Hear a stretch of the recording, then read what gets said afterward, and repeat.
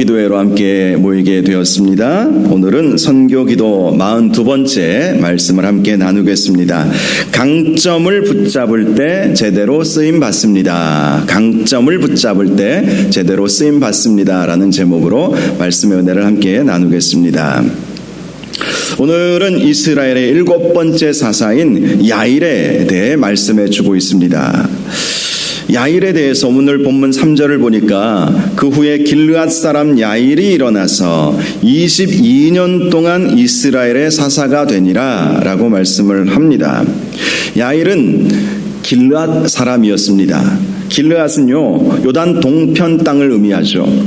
이스라엘 백성이 40년 광야 생활을 마치고 가나안 땅을 점령하기 전에 하나님께로부터 받은 요단 동편 땅이 있었습니다. 그 요단 동편 땅은 므낫세 지파의 반이 분할을 받았고 또 르우벤 지파와 갓 지파가 분할을 먼저 받게 되었습니다. 야일은 바로 그 길르앗 땅을 받은 므낫세 지파에 속해 있던 사람이었다라고 말씀합니다. 그런데 그가 일어나서 22년 동안 이스라엘의 사사가 되었다라고 말씀을 합니다. 일어났다라는 것이죠. 주저앉지 않고 일어났다라는 것입니다. 스스로 일어났다라는 것이죠. 물론 우리가 스스로 일어나도 우리 하나님께서 일으켜 세워주셔야 우리가 주님 앞에 귀하게 쓰임받을 수 있지 않겠습니까? 그런데 어떤 경우는요, 주님께서 손 붙잡아 주시고 일으켜 세워주셨는데도 불구하고 계속해서 주저앉으려는 사람들이 있어요. 실제로 그렇습니다. 어떤 직분과 사명이 주어졌음에도 불구하고 또 하나님께서 우리에게 말씀하여 주시고 감동 주시고 상황을 이끌어 가실 때가 있지 않습니까? 주님께서 손잡고 이끌어 가시는 때가 있어요. 그런데 그럴 때에 못 가겠다고, 안 된다고, 힘이 없다고, 능력이 없다고 그러면서 주저앉는 사람들이 있죠. 그런데 야일은 주님께서 일으켜 세워주셨을 때에 그가 일어나서 이스라엘의 사사가 되었다라는 것이죠. 본인의 의지가 없으면 사사로 쓰임받을 수가 없는 것이죠. 본인이 시대의 아픔을 품고 시대의 변혁을 꿈꾸고 이스라엘을 새롭게 해야 되겠다, 이런 마음이 있어야 쓰임을 받을 수 있었던 것이죠. 야일은 바로 그러한 거룩한 부담감을 품고 주님께서 손잡아 주실 때에 일어나서 주님 앞에 귀하게 쓰임을 받게 되었다라는 것입니다. 하나님은 저와 여러분들도 손 붙잡고 일으켜 세워주시는 줄 믿으시기를 바랍니다. 우리가 부족한 것 많고 죄 많고 연약해도 그래도 하나님은 우리를 사용하고 싶어 하세요. 하나님께서 힘이 없으셔서, 힘이 부족하셔서 저와 여러분을 쓰시겠다고 하시는 것은 결코 아닙니다. 그럼에도 불구하고 왜 하나님께서, 능력의 하나님, 전능하신 하나님께서 사람들을 쓰려고 하실까요? 그렇게 쓰임받는 인생이 복된 인생이기 때문인 것입니다.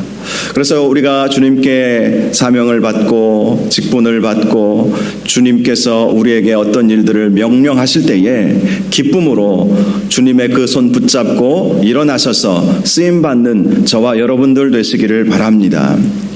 야일이 쓰임받을 만하니까 그렇겠지라고 생각하기 쉽지만 그에게는 장점도 있었지만 약점도 분명히 있었습니다.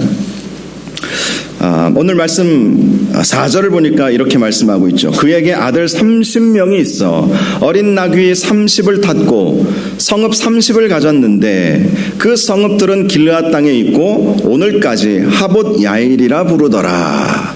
이 말씀을 보면 당시 야일의 강점과 약점에 대해 발견할 수가 있습니다. 먼저 그에게는 약점이 있었습니다. 그의 아들이 30명이었다라는 것은요, 그가 나이가 그만큼 많이 먹었다라는 것입니다. 그 30명의 아들들이 다 30성읍을 가지고 있었다라는 것은 그 아들들이 이미 장성했다는 것이죠. 20, 30대, 막내가 20, 30대 정도는 되지 않았을까 싶습니다. 최소한 아들 30명이 있었기 때문에. 그러므로 그는 나이가 많은 약점이 그에게 있었다는 것이죠. 그동안 살펴본 사사들 중에 약점을 가진 사람들이 참 많이 있었습니다. 왼손잡이 에훗도 약점이었죠. 왼손잡이라는 그것이 그의 약점이었습니다. 왼손잡이라는 뜻은 오른손을 쓰지 못하는 이런 의미를 품고 있는 단어예요.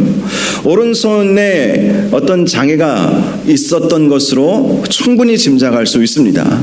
오늘날 말하는 오른손잡이, 왼손잡이의 의미가 아니라 왼손잡이 에훗, 왼손잡이라는 의미는 오른손을 쓰지 못하는 이런 의미를 가지고 있어요. 그러한 장애를 그가 가지고 있었지만 하나님께서 그를 부르셨을 때 제가 여기 있습니다 하면서 주님 앞에 쓰임을 받게 되었다라는 것입니다. 또 사사 삼갈 같은 경우는 이방신을 섬기는 아버지 밑에서 농사 짓는 사람이었습니다. 이방신을 섬기는 아버지, 얼마나 그에게 약점이겠습니까? 하나님께 쓰임 받을 수 있는 그런 조건은, 가정 환경은 아니었다는 것을 알 수 있죠. 그럼에도 불구하고 그는 하나님 앞에 귀하게 쓰임을 받게 되었다는 것이죠. 사사 드보라는 어떻습니까? 여인이었습니다. 과거에는 여인의 여권이라고 하죠. 이 여권, 여성의 권리가 남성보다는 훨씬 아래에 있지 않았습니까? 그래서 사람 숫자를 셀 때에도 여자와 아이들은 사람 숫자로 세지도 않았다는 것을 우리는 잘 알고 있지 않습니까? 그럼에도 불구하고 그녀가 이스라엘의 사사가 되어서 이스라엘을 구원해내는 귀하고 놀라운 역사를 감당을 했던 것입니다. 사사 기드온도 우리가 대단한 사람으로 인식하고 있지만 그 역시도 바알과 아세라 신을 섬기던 아버지 밑에서 자라난 사람이었습니다. 1세대 신앙인이었다는 것이죠. 1세대. 저는 모태신앙이기에 1세대 신앙인들의 그 아픔과 그 고통, 고난을 저는 경험해 보지는 못했습니다.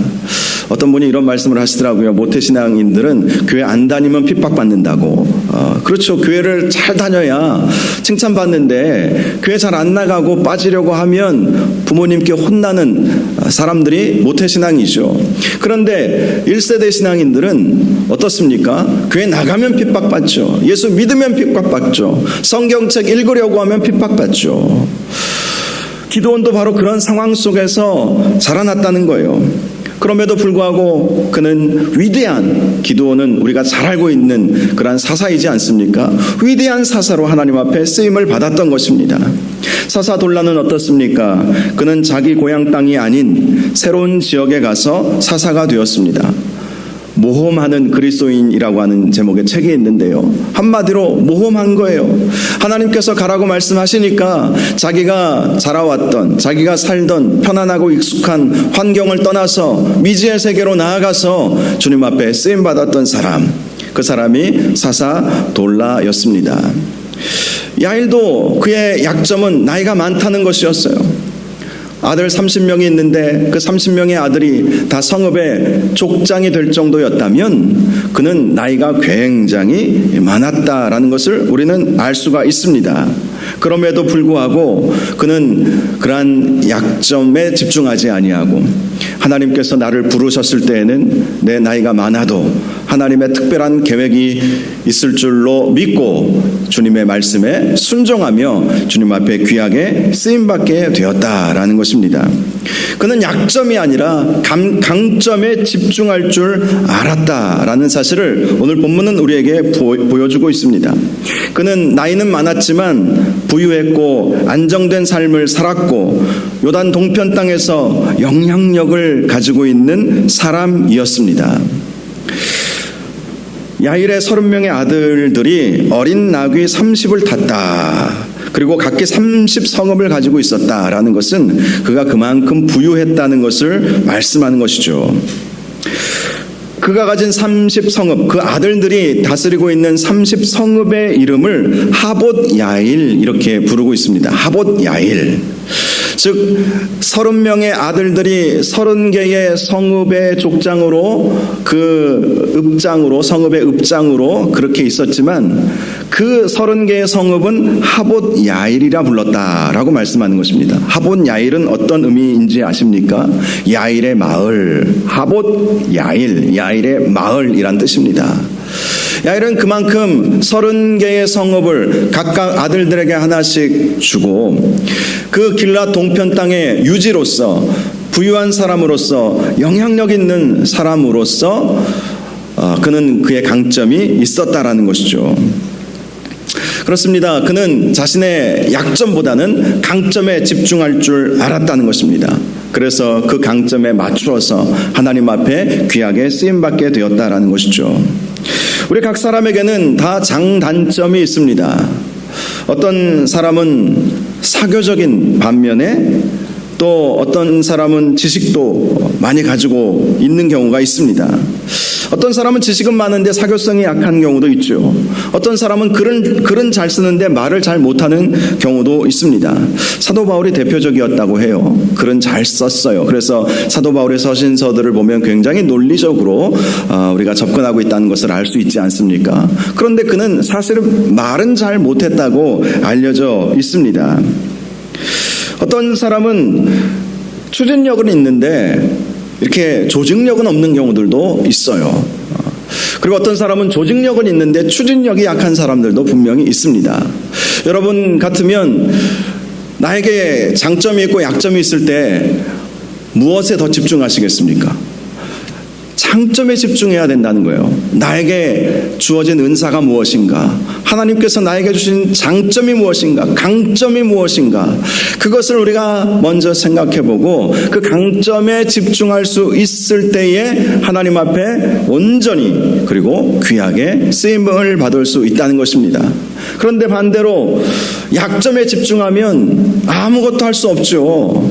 나에게 은사가 있음에도 불구하고 약점을 더 부각시키고 그것을 더 크게 생각하면 아무리 하나님께서 쓰시고 싶어도 쓰실 수가 없는 것이죠. 우리가 하나님께 쓰임 받으려면 강점에 집중해야 합니다. 저는 야일을 보면서 바로 그것을 깨닫게 되었습니다. 그는 나이가 굉장히 많았어요. 그러나 그에게 있는 것으로 그는 이스라엘의 사사로서 22년간을 다스릴 수 있었다는 것입니다. 강점은 다른 말로 은사라고 할 수 있습니다. 은사는 제가 늘 강조하죠. 3가지 은사가 있습니다. 첫 번째는 타고난 재능, 선천적인 재능이 있죠. 타고난 재능, 예술적 감각이 뛰어나다든지 또 언변의 은사가 있다든지 이런 것들은 타고난 재능들이죠.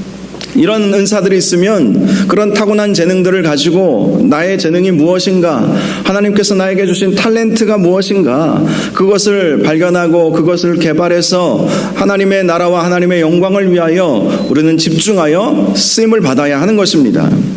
두 번째는 배워서 알게 된 기술들이라고 합니다. 습득된 기술이 우리에게 은사라는 거예요. 어떤 사람은 아무리 배워도 잘 이해하지도 못하고 나에게 남지 않는 것들이 있습니다. 그런데 어떤 것들은 배우면 열을 아는 경우들도 있죠. 그것이 하나님께서 나에게 특별히 주신 은사들이라는 것이죠. 그런 것들이 무엇이 있는지, 내가 배워서 알게 된 것들, 내가 배워서 가지고 있는 자격증들, 내가 배우고 익혀서 남들보다 더 많이 알게 된 것들, 그런 것들은 하나님께서 우리를 사용하시고자 주신 것들이라는 것입니다. 마지막 3번째가 성령의 은사들이 있습니다. 성령께서 주님의 몸된 교회와 하나님 나라를 위하여 일하라고 주신 은사들이 있다는 것이죠. 성경에 보니까 방언, 통변, 예언, 치유의 은사, 사랑의 은사, 지혜의 은사, 지식의 은사, 섬김, 나눔, 영분별 이런 은사들에 대해 말씀해 주고 있습니다. 가르침의 은사도 마찬가지고요. 이런 것들은 타고난 것도 아니고 배운 것도 아닙니다. 성령께서 주신 것들이에요. 성령께서 주셨다는 것은 취하실 때도 있다는 것이죠. 언제 취하시겠습니까? 쓰지 않으면 성령께서 그냥 거두어 가신다는 거예요. 그런데 이런 성령의 은사들은 성령님께서 주셨기에 감사함으로 받고 그 은사들을 개발하여 나아가면 그 은사들을 활용해서 놀라운 역사들을 일으킬 수도 있다는 것을 우리가 기억해야 합니다. 그래서 어떤 책의 제목을 보니까 은사 폭발 이런 제목이 있더라고요. 은사 폭발. 하나님께서 성령께서 나에게 주신 은사들을 잘 활용하고 개발을 하다 보면 그것이 폭발적으로 역사하게 된다. 이런 내용의 책이죠. 그렇습니다. 우리에게는 은사들이 있습니다. 그 은사들이 강점인 것입니다. 그 은사들을 잘 활용하고 그 은사에 맞추어서 우리가 주님의 선한 일들을 감당해야 하는 것입니다. 스테판 커리라고 하는 농구 선수가 있어요. 스테판 커리라고 하는 3점 슛을 아주 잘 쏘는 농구 선수입니다.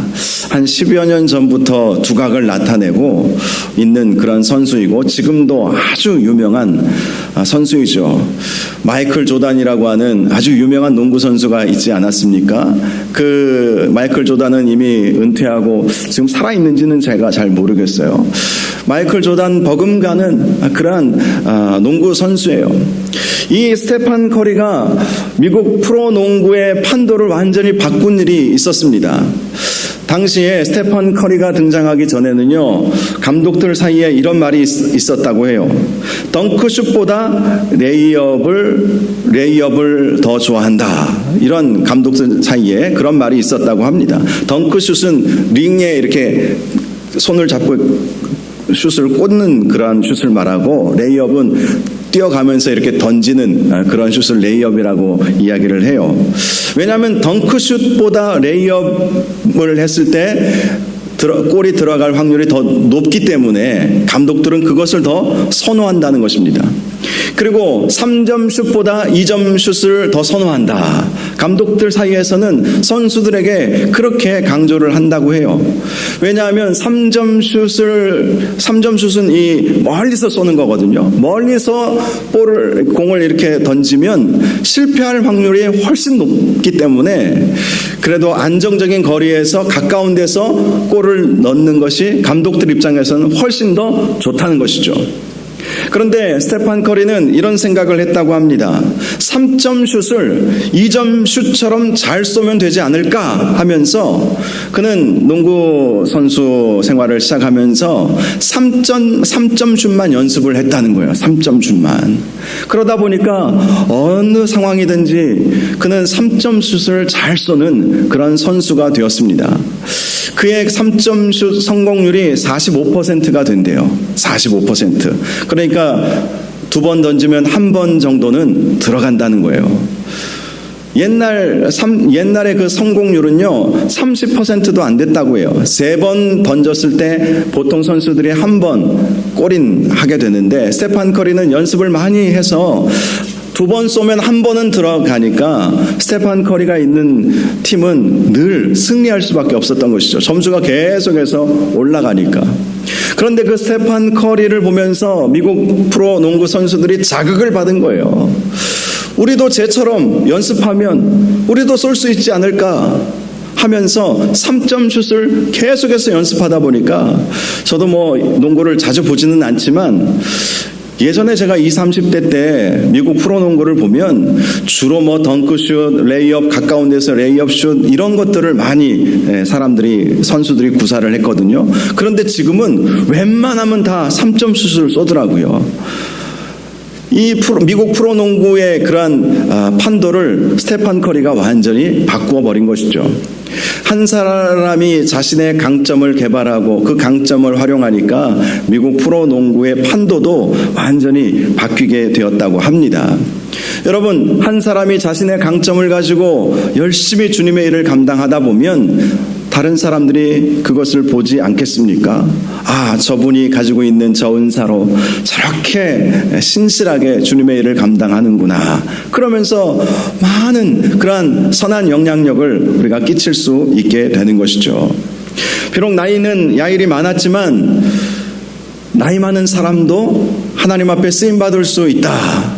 그 마음으로 야일이 하나님 앞에 사사가 되어서 전쟁을 지휘하고 또 이스라엘 백성들을 재판하고 또 이스라엘 백성들에게 하나님의 말씀을 가르치고 그것이 주변 다른 사람들에게 얼마나 선한 영향력을 끼쳤겠습니까? 저 야일이라고 하는 저 사람은 나이도 많은데 그런데 저 사람의 저 강점을 가지고 저 사람이 저렇게 열심히 주님을 위해 쓰임 받는구나. 그런 선한 영향력을 끼치지 않았겠습니까? 그래서 우리도 하나님께서 우리에게 주신 강점들을 잘 개발을 하고 그 강점을 가지고 일을 해야 할 필요가 있는 것이죠. 저는 우리 선교사님들, 우리가 함께 협력하는 우리 선교사님들이 정말 하나님께서 우리 선교사님 각자 나름대로 주신 그런 강점들이 있지 않겠습니까? 그 강점들을 가지고 많은 사역의 열매를 맺을 수 있기를 바랍니다. 그리고 우리 선교사님들이 바로 그렇게 하나님께서 주신 은사에 따라서 장점, 강점에 따라서 귀한 사역을 감당할 수 있도록 해달라고 여러분 꼭 기도해 주시기 바랍니다. 그리고 우리도 마찬가지예요. 우리도 하나님께서 주신 약점도 있고 또 강점도 있습니다. 결코 약점에 집중하지 마시고 하나님께서 나에게 주신 강점이 무엇일까? 은사가 무엇일까? 그것을 늘 생각하면서 하나님 앞에 귀하게 쓰임받는 저와 여러분들 되시기를 주님의 이름으로 축복합니다. 마지막 5절을 보면 야일이 죽음에 가몬의 장사되었더라 이렇게 말씀을 하고 있습니다. 가몬은 야일의 성읍, 하봇 야일의 야일 중에 한 성읍이었을 것입니다. 이렇게 사사기는 사사들의 죽음과 그들의 매장지를 소개하고 있는 것을 볼 수가 있습니다. 이것이 의미하는 것이 무엇인지 아십니까? 하나님 앞에 쓰임받고 죽을 수 있어야 한다. 이것을 강조하는 말씀인 것입니다. 사실 우리는 모두 다 죽죠. 이 세상에 영원히 이 세상에서 사는 사람은 아무도 없습니다. 나사로도 죽었다가 나흘 만에 살아났지만 그도 지금은 죽어 하늘나라에 가 있죠. 엘리야가 살린 과부의 아들도 나이 들어 결국 죽지 않았겠습니까? 그렇습니다. 우리는 이 세상 살면서 언젠가는 죽어 천국에 가게 됩니다. 오늘 본문은 사사들의 모습을 통해서 그것을 보여주고 있는 것입니다. 누구나 다 쓰임받다가 죽는 날이 있다는 것이죠. 그런데 이 말씀이 주는 의미는 사람들은 다 죽는데 어떻게 죽느냐가 중요하다라는 것이죠. 즉 죽을 때 죽어야 하고 죽어야 할 일에 죽어야 하고 또 주님의 일을 하다가 죽는 인생이 되어야 한다. 야일이 22년간 사사로 쓰임받다가 가몬의 장사되었더라. 쓰임받다가 죽었더라. 이것이 우리 이 마음 가운데 이 말씀이 우리 가운데 들어와야 하는 것입니다. 그것이 복된 인생이지 않겠습니까? 그저 그렇게 살다가 죽었더라가 아니라 하나님 앞에 귀하게 쓰임받다가 장사되었더라. 이러한 죽음이 바로 복된 죽음인 줄 믿으시기를 바랍니다. 어떤 분이 두 번의 큰 사고를 당해서 자신의 죽음에 대한 새로운 시각을 갖게 되었다고 합니다. 굉장히 비교적 젊은 분이셨는데 큰 사고가 있었어요. 두 번의 큰 교통사고가 그의 인생 가운데 있었다고 합니다. 한 번은 차를 몰고 가다가 빗글에 미끄러져서 낭떠러지에 떨어져 죽을 뻔한 적이 있었대요. 우리가 살면서 그런 일을 겪지 말아야 하지만 또 살다 보면 별의별 안전사고들도 만나는 것이 불안한 우리의 인생들이죠. 또 한 번은 음주운전을 한 차에 받쳐서 큰 대형사고가 나서 죽을 뻔했다고 합니다. 이분이 병원에 입원해 있으면서 이런 기도를 했다고 해요. 죽을 때 잘 죽게 하옵소서. 병원에 있으면서 이 두 번의 큰 죽을 위기를 겪으면서 이분이 하나님 앞에 간절히 기도한 거예요. 하나님, 죽을 때 잘 죽게 해주옵소서. 주의 일 하다가 죽게 해주옵소서. 사람들에게 불쌍하다라는 소리 안 듣고 죽게 해주옵소서. 그렇게 기도를 했다는 거예요. 그리고 그렇게 기도한 이후에 그의 삶이 완전히 달라지게 되었다고 합니다. 죽음이 두려운 것이 아니라 어떻게 죽느냐가 두려워지는 그러한 삶을 살면서 하나님 앞에 귀하게 쓰임받다가 죽어야 되겠다 이렇게 생각을 하게 되었다고 합니다. 여러분, 누구나 죽을 때가 오지요.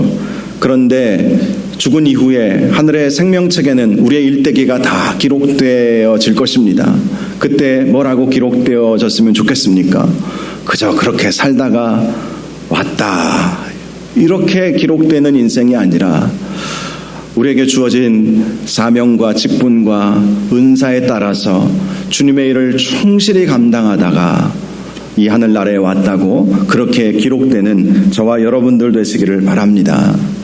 야일은 22년간 나이가 많았지만 늙어 죽을 때까지 주님의 일을 하다가 죽게 되었습니다.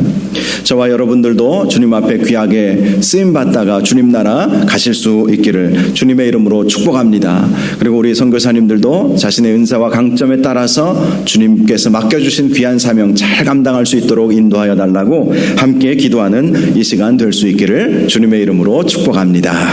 이 시간 우리 선교사님들 기도 제목 보면서 함께 기도하겠습니다. 앞장에는 우리 선교사님들의